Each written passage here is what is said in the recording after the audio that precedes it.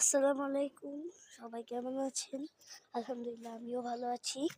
আজকে আমার আম্মু রান্না করতেছে, এর জন্য আমরা বললো যে একটু কয়েকটা 10-20টার মতন ধনিয়া পাতা নিয়ে আসতে।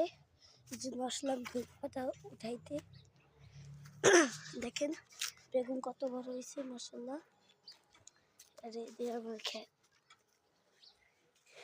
এগুলো হচ্ছে ফুলকপি, আর ওই পাশে হচ্ছে শালগম। আর আমরা এই ধনিয়া পাতা লাগাইছি, এই ধনিয়া পাতাও লাগাইছি। আমি এখন বলে নাই কোন ধনিয়া পাতা নিব, এর জন্য 10টা করে 2টা নিয়ে নেই। দেখছেনি কতগুলো ধনিয়া পাতা গাছ হয়েছে।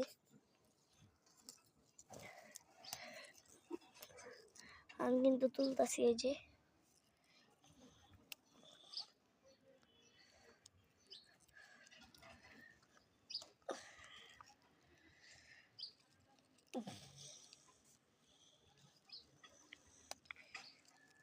এবার এইগুলো তুলবো।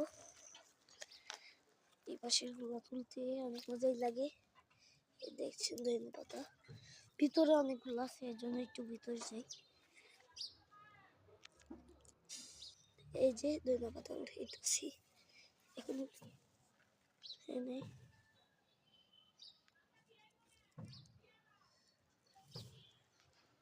আসসালামু আলাইকুম, আল্লাহ হাফেজ।